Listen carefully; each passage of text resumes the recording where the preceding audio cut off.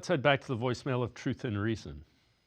Good evening. My name is Loretta, and I'm from Dayton. And I've been a fan of the Cleveland Browns for many, many years.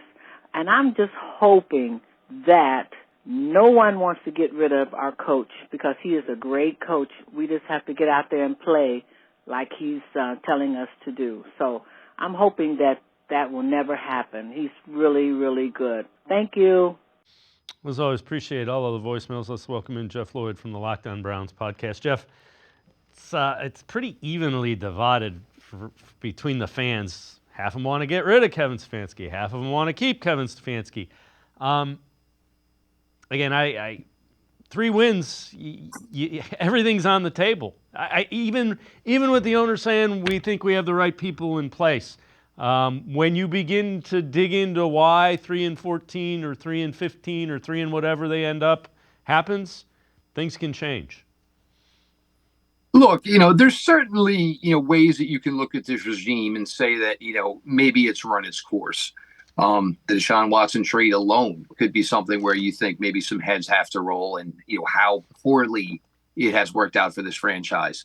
But if you want to look, at Kevin Stefanski, and now this is the difference with maybe viewing something through a Cleveland Browns lens as opposed to maybe viewing it through the lens of other teams in the NFL. This team did go to the playoffs twice in 4 years, pretty much unheard of. As far as, the joke that the franchise was, the daily, weekly, oh my God, every time this franchise does something, they just end up looking worse and worse. Those things, that stink is off this franchise.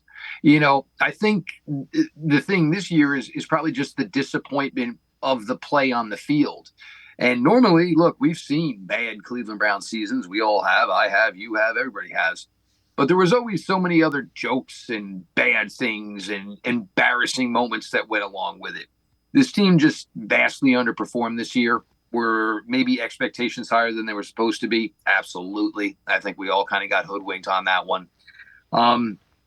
So I can understand, there's certainly reasons that if you were sitting there with if you were a judge and sitting there with a gavel, there are viable reasons you could find to move on. There are viable reasons you could find to, keep the course going.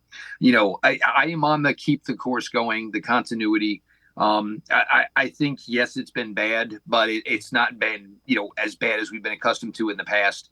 And again, what do? You strip down the roster, you start over, new coaches everywhere.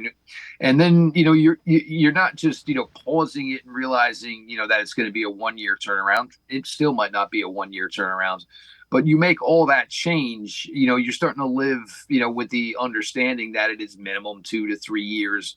And I think the fact that where this franchise is now, I think that, everybody would like to see it, basically come back up next year.